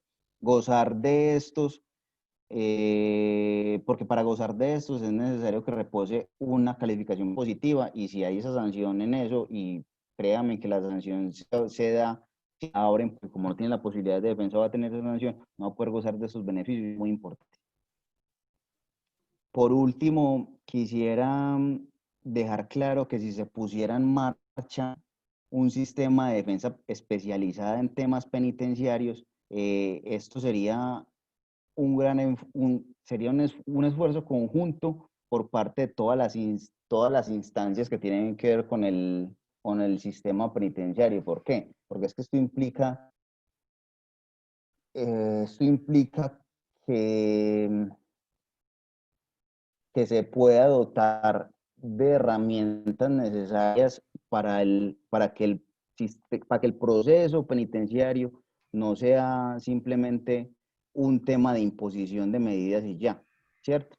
Si existieran defensores penitenciarios, significaría un desafío para las personas que juegan un rol en el sistema penitenciario, pues implicaría el reto de mejoramiento de sus funciones y su especialización, lo que reduciría finalmente lo que se traduciría finalmente en un mayor respeto de los derechos de los condenados. Pero quizás el mayor aporte que podrían lograr los defensores penitenciarios sería visibilizar un grupo de personas que durante mucho tiempo han sido objeto de grandes y permanentes violaciones de derechos humanos y garantías fundamentales, intentando devolverles un poco esa dignidad.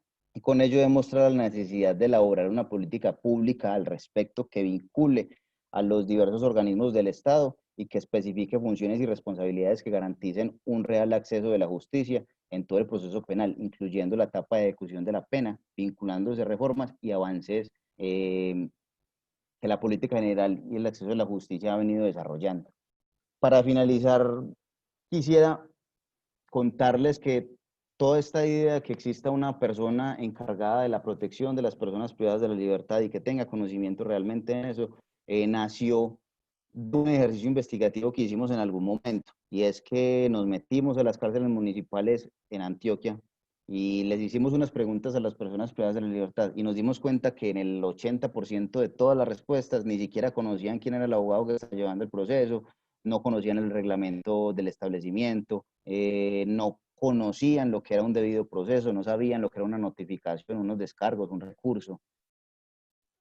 Entonces, esto dio pie a, bueno, aquí necesitamos una figura que los ayude a ellos a tener por lo menos un poquito más de dignidad en el proceso penal. Muchas gracias. Muchas gracias, profesor Jason Aristizábal. Es ciertamente un reto para los estados la creación de esta figura del derecho del defensor, público penitenciario.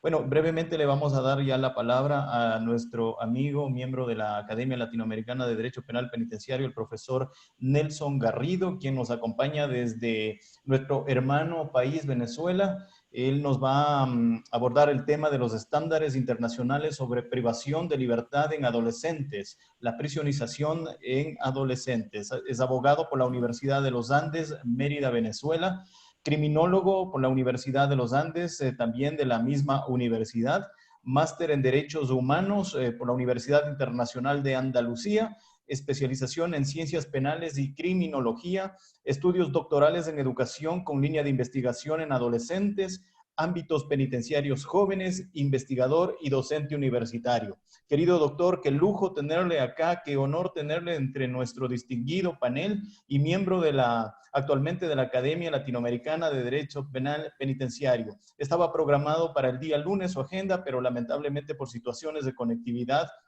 electricidad, que es de conocimiento y dominio público, pues en su país, querido doctor, no fue posible contar el día lunes que estuvo agendado, perdón, el miércoles que iniciamos estas jornadas, pero ya tenemos la suerte, el inmenso honor, doctor, de escucharle a usted. Bienvenido, doctor, muy buenas noches, tiene el uso de la palabra. Muy buenas noches, Raúl, ¿cómo estás? Espero se encuentren todos muy bien. Muy agradecido por la invitación que me han hecho de la Academia Latinoamericana, muy honrado de pertenecer a este importante grupo de trabajo y de investigación y de gente tan experimentada y con una larga trayectoria. De verdad que muchas gracias. Pido disculpas porque el día miércoles ya teníamos preparados todo el material de exposición. y lamentablemente pues la situación, y esto hay que decirlo siempre en los distintos ámbitos, aunque suene a veces muy duro, muy fuerte y muy complejo, la situación en Venezuela pues no nos permite muchas veces conectarnos en tiempo real por el tema de los servicios públicos tan complejos que hay acá en mi país. Sin embargo, como siempre he dicho, hay una luz en el camino, hay una luz en el fondo que hay que seguir y hay que ir andando y caminar porque creemos que en un futuro próximo esto se va a solventar y vamos a poder tener una mayor posibilidad de estar conectados en tiempo más real, más preciso, más agradable, más concreto para todos en Latinoamérica. Pido disculpas entonces porque el día miércoles fallé a la cita, pero no por cuestiones personales, sino por situaciones que son de verdad insuperables. Por otra parte, saludo a todos los miembros de la academia que se encuentran acá, al maestro César Barros Leal en Brasil, un muy fuerte abrazo, mis respetos, mis consideraciones, mi admiración, además al profesor Omar Huertas en Bogotá. Muchas gracias, profesor. Saludos desde su Venezuela querida, desde los institutos de criminología que usted conoce y con el cual ha tenido contacto desde hace mucho tiempo y con los cuales vamos a retomar, gracias a estos contactos, en un futuro muy cercano. Esa proximidad de nuevo la vamos a retomar. Saludos a don Héctor en Costa Rica, que también nos acompaña, al joven Jason Aristizábal. Tuvimos la oportunidad algunos de conocer la experiencia del semillero en Medellín, en la Universidad de Medellín. En algún momento tuvimos unas ponencias hace unos cuantos años allí y conocimos esa experiencia maravillosa. La hemos querido replicar en parte de Latinoamérica. Por lo menos lo hemos querido replicar acá en Venezuela. Por distintas circunstancias, no voy a hablar de esto mucho, no hemos podido replicarla, pero estoy seguro que en un futuro muy próximo estos semilleros se van a replicar, que era la idea que yo comentaba cuando fui por toda Latinoamérica. Esta idea de que los estudiantes estén vinculados no solo al aprendizaje teórico de las cosas, sino como tú lo decías también, al aprendizaje práctico de esa realidad, de esa situación que está enfrente de un hombre y de una mujer, formados todos, pero que a veces adentrarse en ellas cuesta solo desde lo teórico. Hay que penetrarla poco a poco a través de la experiencia y de esa realidad. Y creo que el semillero es una muy buena experiencia para los jóvenes y como te digo, de verdad que qué bonito ver a Jason hablar del tema penitenciario y todo esto y que se haya formado en el semillero.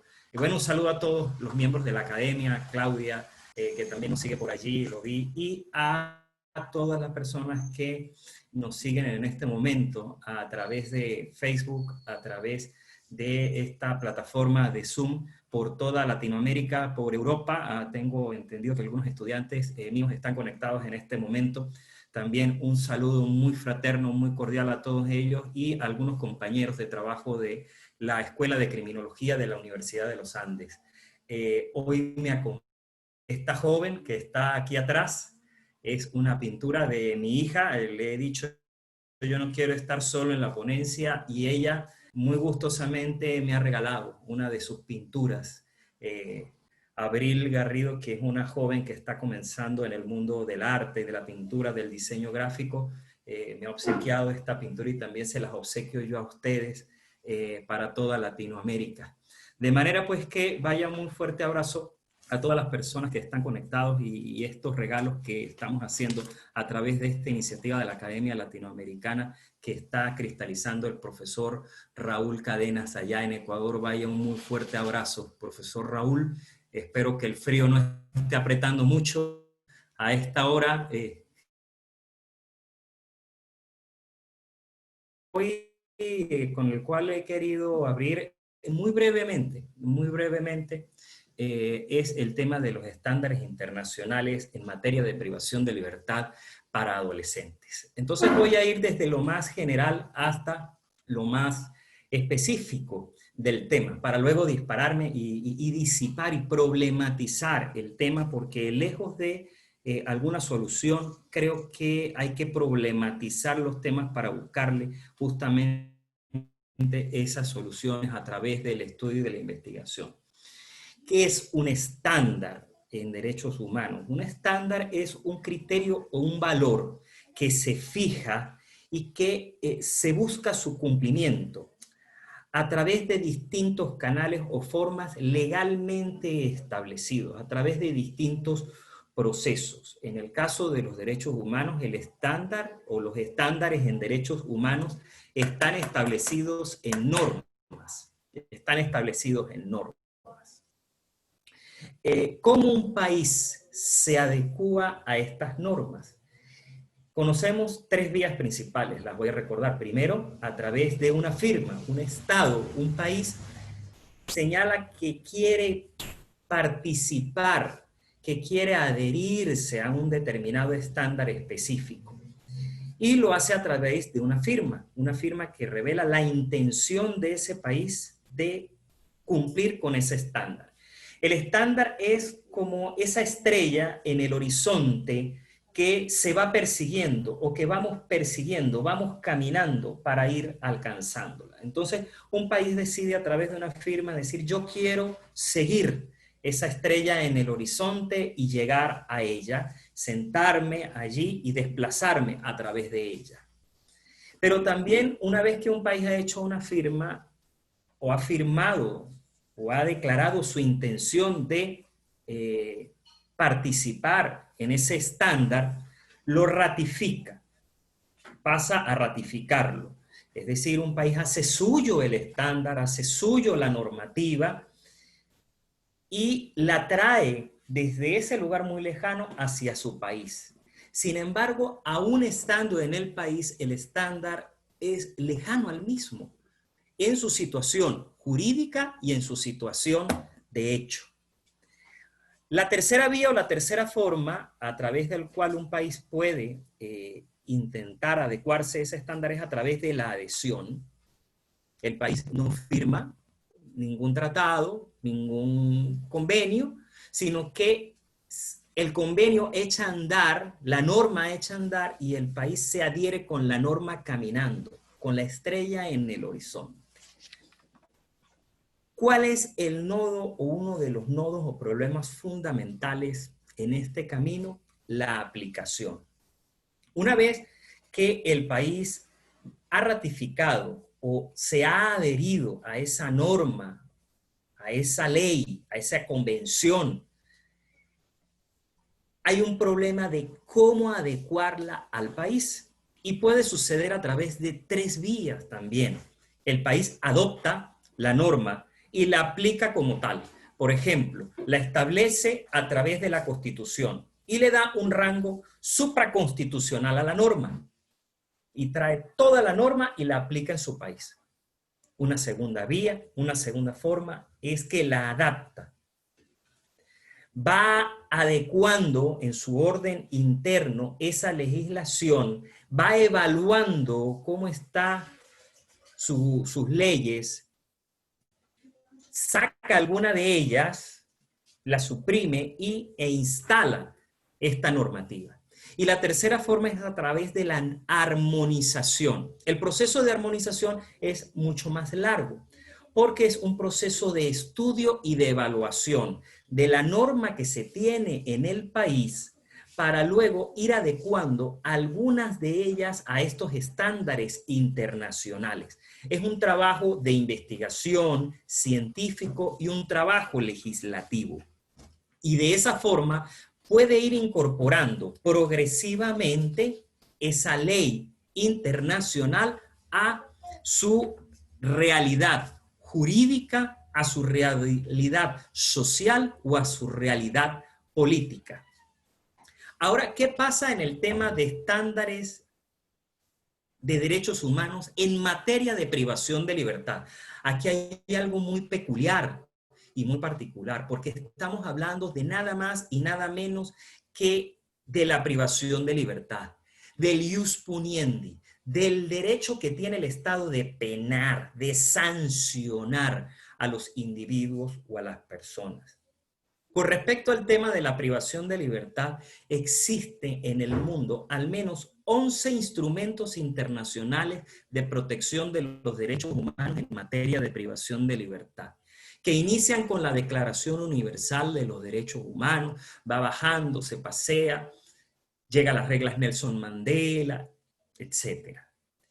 Aproximadamente existen entre 40 y 45 estándares internacionales en esta materia, que hablan de la tortura, del debido proceso, de la pena de muerte, cuál es el fin de la pena, inclusive los distintos instrumentos internacionales sobre la materia se pasean sobre distintos fines de la pena, son distintos paradigmas, distintos focos, etc. Bueno, eso es un tema de investigación y discusión muy bonito y muy interesante. Pero en materia de niños, niñas y adolescentes hay un instrumento rector, y ese instrumento rector es la Convención sobre los Derechos del Niño. Instrumento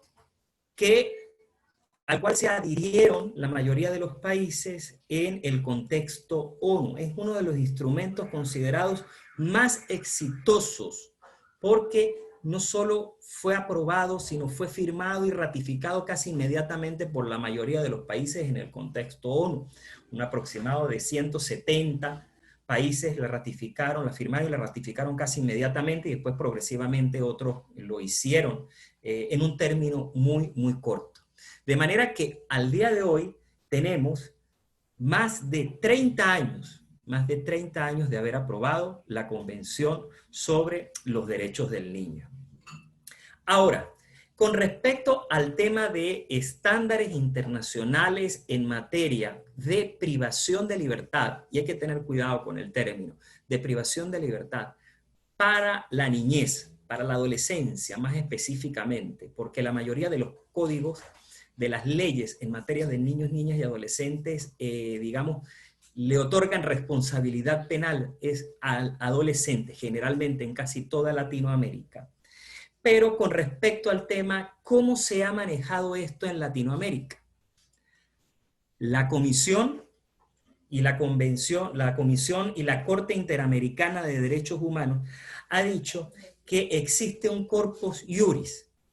Este cuerpo jurídico, este cuerpo de leyes, está conformado por dos instrumentos fundamentales. El primero, por supuesto, es la Convención sobre los Derechos del Niño, y más específicamente su artículo 40, que habla sobre la promoción de la reintegración del niño que ha entrado en conflicto con la ley penal y la función constructiva de la pena, pero más que de la pena, la sanción.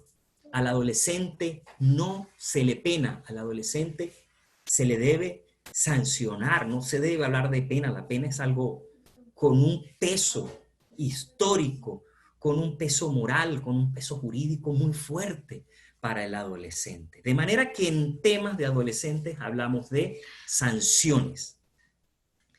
El segundo elemento dentro del cuerpo jurídico es la Convención Americana de los Derechos Humanos, en su artículo 19, que habla de las medidas de protección en el caso de aquellos niños o aquellos adolescentes que hayan entrado en conflicto con la ley penal. Y luego, muy sabiamente desde mi punto de vista, la Corte y la Comisión Interamericana de Derechos Humanos dice que a estos dos instrumentos se le adhieren otras reglas. Por ejemplo, la regla de Beijing, que habla sobre la administración de justicia penal, las reglas de Tokio, que habla sobre las medidas no privativas de libertad, las reglas de La Habana, que habla de la protección de menores privados de libertad, y las reglas de Riad, que hablan sobre la prevención de delincuencia juvenil. Más todos aquellos de alcance general, iniciando en este momento por las reglas Nelson Mandela y todos estos instrumentos de los cuales hablé anteriormente. Y aquí viene un punto muy álgido del tema. Curiosamente, permea desde el sistema de adultos de protección de los derechos humanos para privados de libertad, permea desde lo adulto hacia lo adolescente. Busca diluirse en el tema del adolescente. Y yo soy de la posición de que debe ser esto tal vez al contrario, que deberían ser estas reglas las que deberían permear hacia el sistema adulto. Creo que debería hablarse más bien de sanciones, de establecer medidas mucho más amplias dentro del sistema adulto, tal cual se ha buscado hacer en el tema adolescente, que ha sido muy complejo y muy complicado, y ya voy a hablar por qué. Bien, pero creo que más bien el tema debería ir de esa manera, invertir la situación, permear de los adolescentes al mundo adulto y no en lo contrario. Todos estos instrumentos, de los cuales he hablado anteriormente, en materia de sanciones para los niños que han estado en conflicto con la ley penal, seguían por un norte, por esa luz, y esa luz no es otro que el interés superior del niño, y que dictamina que la privación de libertad es una medida excepcional. Sin embargo, observamos que en muchos de nuestros contextos la privación de libertad para adolescentes es la regla y no la excepción. Esto se ha vuelto sumamente complejo porque tenemos un contexto o situaciones muy complicadas. La primera de ellas es que tenemos sociedades muy punitivas, sociedades a las que les gusta que haya pena privativa de libertad para cualquier delito, para cualquier falta, para cualquier situación. Primero. Segundo, políticas criminales muy débiles en todos los ámbitos, tanto en la prevención primaria como en la prevención secundaria, como en la prevención terciaria, y tal vez mucho más en la prevención terciaria, son los más débiles. No generan o no dan réditos políticos. Y en materia de adolescentes, el tema es mucho peor que en el de adultos. Yo escuchaba con atención la ponencia del profesor peruano y él hablaba de que los adultos no generan ningún interés político ni ningún interés social. Imagínense ustedes cómo es el tema de los adolescentes en Latinoamérica. Tenemos a la par un populismo punitivo muy fuerte en Latinoamérica. Ya vemos, por ejemplo, lo que sucede en Colombia con este tema de la privación de libertad, de la cadena perpetua, pero en otras situaciones también podemos observar este tema del populismo punitivo. La experiencia nos ha enseñado por Latinoamérica, cuando llegamos a trabajar en algunos contextos, que hemos tenido la oportunidad de estar en algunos contextos, de no saber cómo se está y de no saber a dónde se va a ir. En muchos contextos no sabemos si estamos adoptando los estándares internacionales en materia de derechos humanos para los adolescentes sancionados. No sabemos si estamos adaptando los estándares o no sabemos si estamos armonizando. Inclusive, los mismos abogados que ejercen dentro de los sistemas, desconocen esta situación. Sencillamente aplican la ley como algo muy mecánico y es poco reflexivo a lo interno de las instituciones. Lo cierto es que determinadas situaciones siguen presentándose ante estas circunstancias. En el 2017 observamos la situación de Panchito López en Paraguay. Ese mismo año vimos cómo ardía la casa del Hogar Virgen de la Asunción en Guatemala. Años atrás mirábamos lo que sucedía en el 2011 en Tocumen con los adolescentes también ahogados y quemados dentro de recintos donde estaban sancionados o privados de libertad. Fíjense ustedes, no están tan lejos estas circunstancias. La comisión y la corte se pronuncian sobre estos hechos. Sin embargo, las realidades no nos dicen claramente qué tan cerca o qué tan lejos estamos de esa estrella que está en el horizonte, que es el estándar internacional en materia de la niñez y que es tan importante para un país y para un contexto. No sabemos si algunos países, por ejemplo, han sobrepasado los estándares internacionales, porque esa es otra circunstancia. Un país puede estar cerca de esa estrella, puede estar dentro de ella, acomodado tranquilamente, pero un país también puede tener experiencias que sobrepasen los estándares internacionales. Nos encontramos otra situación bastante peculiar, la poca sistematización que sobre el tema hay en Latinoamérica.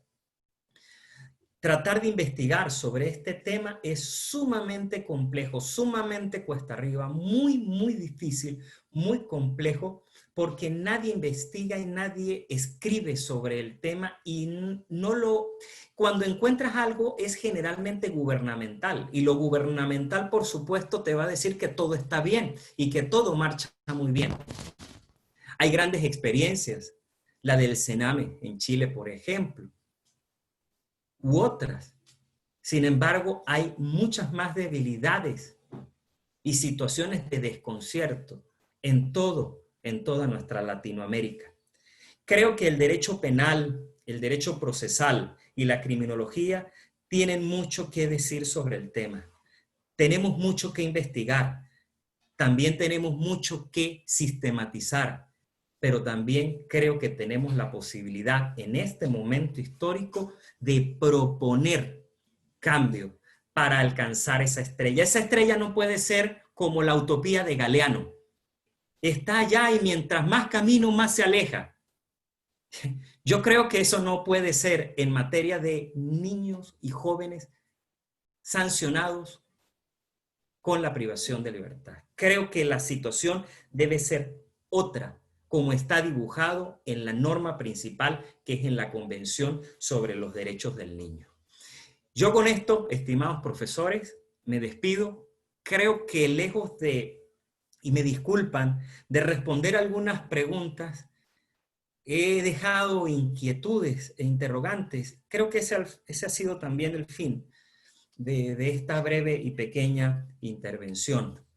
Los invito a seguir la página de mi compañera aquí al fondo, de Creativity That You Want, quien muy amablemente me ha prestado esta imagen para seguirla en sus redes sociales.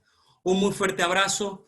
Muchas gracias, señores ponentes. Muchas gracias a todas las personas que nos siguen por toda Latinoamérica.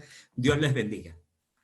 Gracias, querido Nelson. Ciertamente muy efusivo tu mensaje, tu reflexión desde la academia, desde la investigación. Y creo que uno de los elementos sumamente importantes que nos deja esta noche a partir de la intervención del doctor Jefferson Moreno es precisamente ese acercamiento al objeto de la investigación que los abogados en libre ejercicio penal o ejercicio profesional, pues están más involucrados con el tema que nos atañe, como son las personas privadas de libertad. Como decía el profesor Jefferson Moreno, nos encara precisamente a esa realidad y hace precisamente que, por ejemplo, jueces o juezas que están encargados de la situación de las personas privadas de libertad desde sus escritorios, pues se encuentren deshumanizados o con esa falta de humanidad hacia las personas privadas de libertad. Esta pregunta era precisamente para el profesor Jefferson, pero lamentablemente se desconectó, posiblemente tuvo algún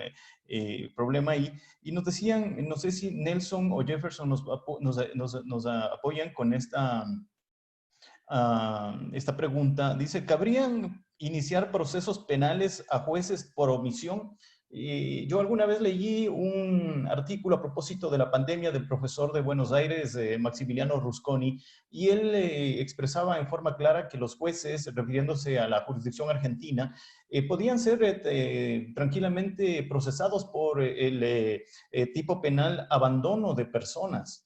Y un poco citando al profesor Zaffaroni, que también se citó esta noche, él decía que las agencias judiciales en esta época de pandemia nada deben esperar de las agencias ejecutivas ni de las agencias legislativas. Son ellos los que la Constitución y la ley les han facultado y están facultados precisamente para ejercer plenamente esta obligación para con los ciudadanos. Y justamente yo tenía, o tenemos como principios, y que se hablaba, Jason hablaba de los principios del debido proceso, el principio de la responsabilidad ciudadana también.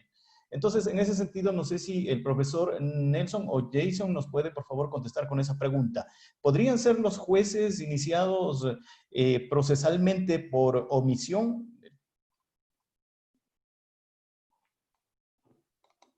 Raúl,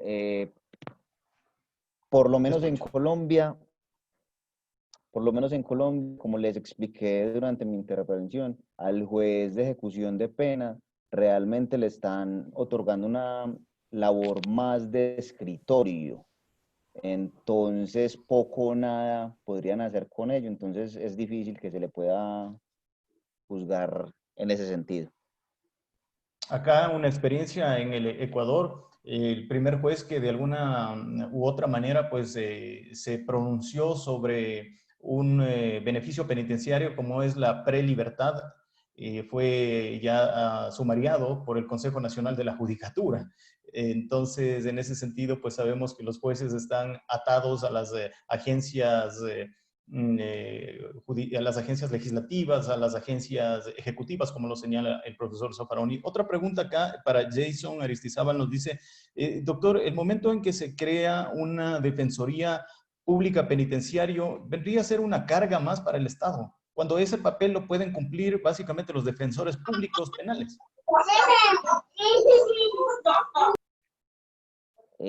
Raúl, ¿qué te puedo decir sobre eso? Más que una carga del Estado, es una obligación del Estado. El Estado no solamente tiene que garantizarle la defensa a las personas durante el proceso penal, como lo hace efectivamente, sino que tiene que garantizarle sus defensas durante la etapa de la ejecución de la pena.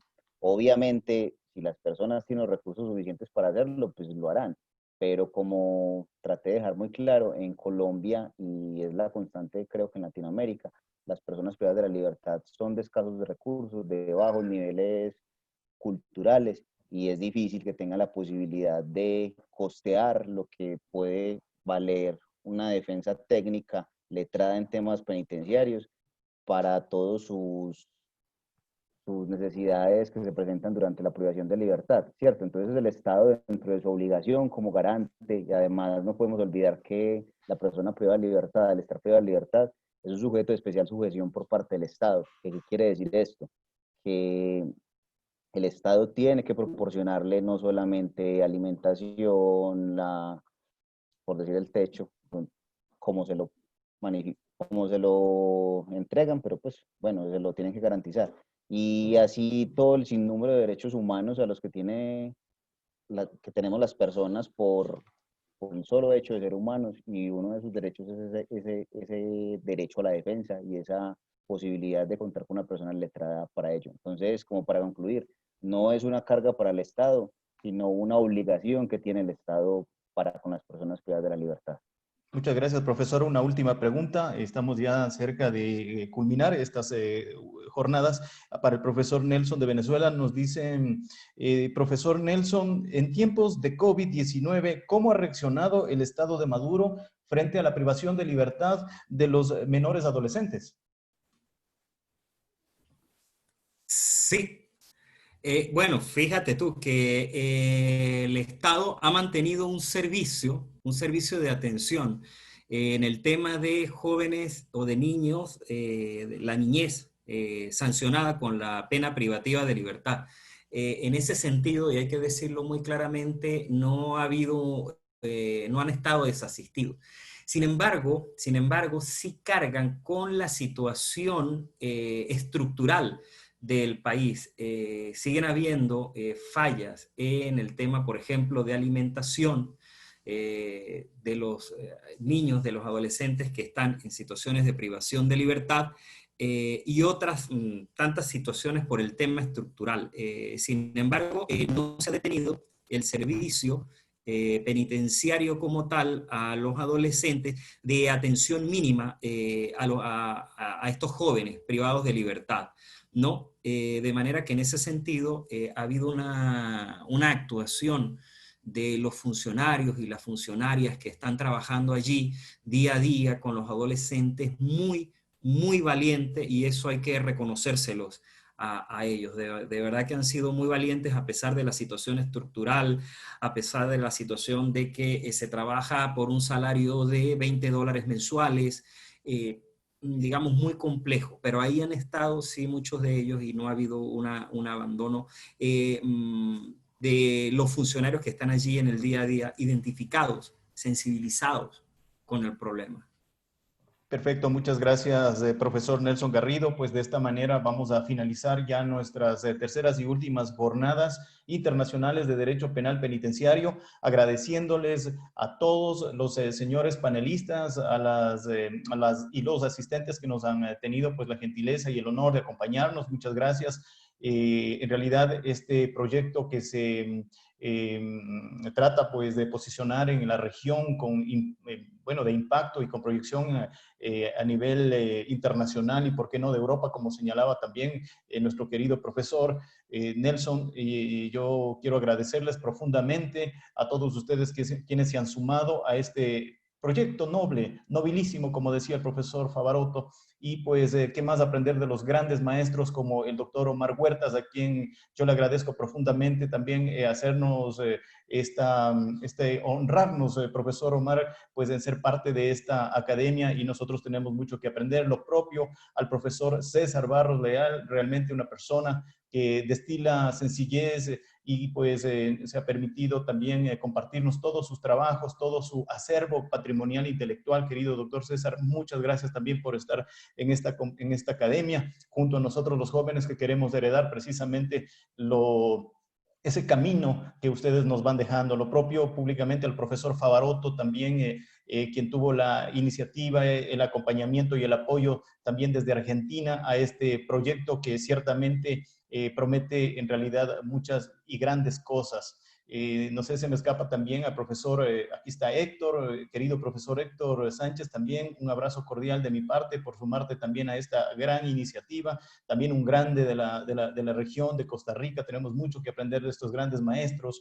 Lo propio a Nelson Garrido, muchas gracias Nelson, siempre vamos a comprender la situación de electricidad, conectividad que en tu país lamentablemente conocemos desde dominio público, y vamos a tener siempre la paciencia y todo el apoyo desde nuestros rincones, querido Nelson, para ti. Lo propio al profesor Juan David Posada, también un mentado, querido, conspicuo e ilustre profesor, quien también nos acompaña en el lanzamiento ya muy pronto de la revista latinoamericana de Derecho Penal Internacional, Penal Penitenciario, en donde nos honran pues en ser parte del comité editorial el profesor Omar Huertas, el profesor César Barros Leal, también está el profesor Ricardo Favarotto, y como director, pues, a quien mencioné, al doctor Juan David Posada. De mi parte, agradecerles, queridos profesores, amigos, nos estamos comprometiendo para un segundo evento, para un segundo programa que ciertamente va a causar esto un revuelo a nivel internacional en América Latina, y pues agradecerles de mi parte una vez más. La fotografía en conjunta de equipo, pues ya vamos a ver cómo los hacemos llegar, queridos doctores, de esta academia como un recuerdo memorial en realidad de estas primeras jornadas internacionales. Muchas gracias a todos, mi abrazo cordial, mi saludo afectuoso, y ya habrá el momento de hacer un primer encuentro regional presencial de la Academia de Derecho Penal Penitenciario. Le agradezco a Jefferson Moreno también en Perú, al profesor Jerry Rojas de Bolivia también, que por una situación personal de calamidad doméstica no nos pudo acompañar esta noche, pero estamos con el profesor Jerry Rojas también de Bolivia. Comprometidos, queridos doctores, a un segundo encuentro, a un segundo momento. Espero que esta pandemia pues ya de alguna manera pues la podamos superar, nos acostumbremos a estas nuevas normalidades, pero sí anhelo fervientemente, sin antes agradecerle también a nuestro amigo Jason Aristizábal su ponencia, algún momento pues hacer un gran encuentro regional en donde todos podamos estrecharnos, conocernos, darnos una mano y un abrazo. Queridos profesores, me despido, muchas gracias, una muy buena noche.